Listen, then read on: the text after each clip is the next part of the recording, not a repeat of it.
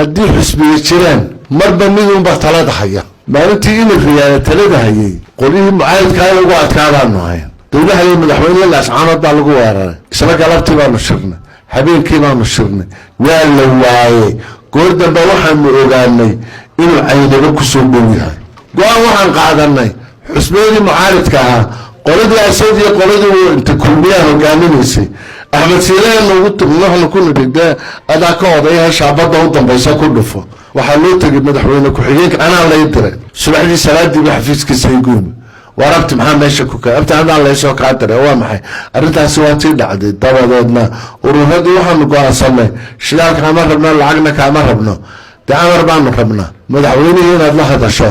oo aad amar ka keento inaanu guddigayo wada baxno caynamo ugu tagno isna caynamo nagu sugo halkaana lagu tashado anigoo la fadhiya uu la hadlay wuxuu yidhi way mahadsanyiin arrintaana waan ku hambalyanayaa laakiin qoladii ceerigamaan la ballamayo waan idiin imanayaaye foodaan gelinayaa marka aan ceerigaaman la hadlo waan soo dhaqaajinaya markuu isa soo taagayna shirkiibuu noogu qabtay arrintii markii laga doodaya hawsha la waday qoladii uu durbaan noogu liidatayo wuxuu yidhi war naga aamusa waxba kala garanaysaan iyaga idin dhaamee daahiriyaaladu mucaaridaan anagu ku hayn inaan bedelaan doonaynay laakiin maanaan aqbalaynin in nin kale daahiriyaalo far saaro wadan wuxuu maanta ugu jecelay inuu bixiyo wixii la socda dhulkaa la go'ay dee qaranimo ma aha fanaaniintani waxay odhan jirtay heed mooye habaarba looma dhinto oo ilahayda ka aqbali maayo laakiin waxaan u idiin sheegayaa xusbiyada maanta jooga inaanay meel wada socon heshiiska Itoobiya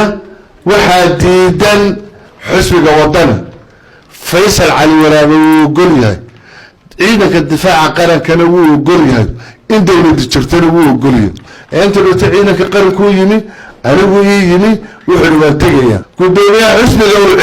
wuu imanayaa aagaga ciidanku imanaya waa soo dhaweynaysaan security-giisa iyo arrintiisana waad ilaalinaysaan inta uu aaga dagaalka ku jirana waxaad siinaysaa security gaara shan gaari oo tignikaa la daba dhigay intuu socday xaq buu leeyahay محمد أنا كل ما حوصلنا هنا ويلكن هالك فدية عجقنا عادي عادك محنكور هذا قيت وين وقعته ومهنا قيمة دياشنا عقاشنا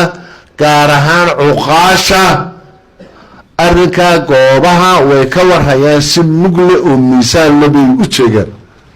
ورجينا كلاه المجال كيدان عقاشة هنا ملاه تشوفه تعقاشة هوش عشان وهاي أنا على جواهيه تاكليتوda ha laga warhayo